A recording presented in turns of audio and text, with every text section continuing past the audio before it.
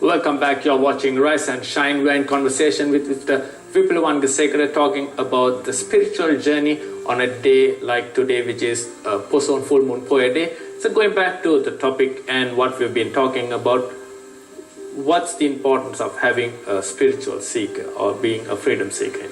Yes, that's the second aspect that I was going to explain with the advent of Buddhism in Sri Lanka. First one was the mundane benefits. I mean, if you are able to extend loving kindness and compassion, you can see the benefits immediately. So that's the mundane. And then you have what they call lokottara or supramundane. I don't like the word supra. It gives a kind of a connotation that you are above. It's not so. But supramundane means that what is available in Dhamma for those who are looking at life and existence from a different perspective. Is there any other way of looking at this?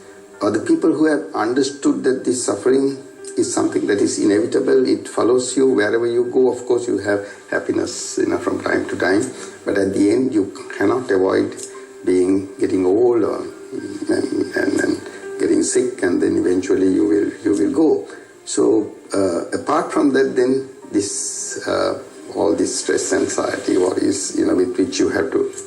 So at some point of time, there is this curiosity. I mean, I myself, I was young, like you all, when I used to attend some of these discussions way back in the 80s, and even when I was learning Dhamma, there was a few things that, they say if you are ready, the teacher will appear. That's what the Dhamma says. And a few things, like some of these gurus like Alec Robertson, Dr. Tudor Senanayake, and they used to discuss, and I used to go and listen like a young lad. And they were saying, yes, there are thoughts, but there is no thinker. Things like that. It's very radical. So I was wondering, what do they mean, thoughts without the thinker? And then later I saw it. Even Mark Twain had written this in one of the books he had. The philosopher. And, the you, me, the world, everything is just a thought. What does it mean? So it's not really something that you can understand through knowledge. It's something different. And that's how a spiritual seeker begins in this journey. And what is generally advocated by Buddhism is that you start with zero. And if you are tied up with something already, you may be well belonging to a religion or some faith, it doesn't matter, but just leave that for a while and test your own experience. And that is all you have. Everything else is a belief.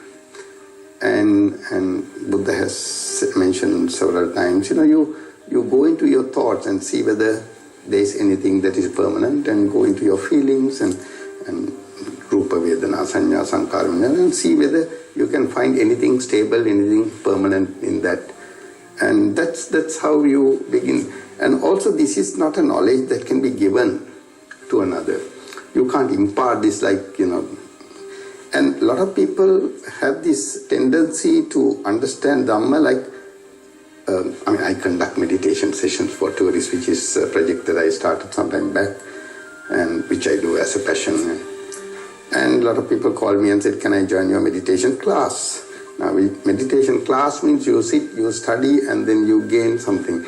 It's not so. As I used to say, no, I don't have a class. I use the word meditation because there is no other word, which can replace that. But it's dealing with yourself, your thoughts, your feelings, your emotions. And then it's an inward journey. You turn your attention to yourself. It's completely different to what we do in the human model.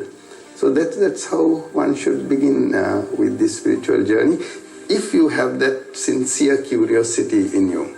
If you're not genuine, don't even start this. And also, one might have a question now, okay, if I'm to start the spiritual journey, how am I supposed to find the right teacher? That's the next question they will come across with. Obviously.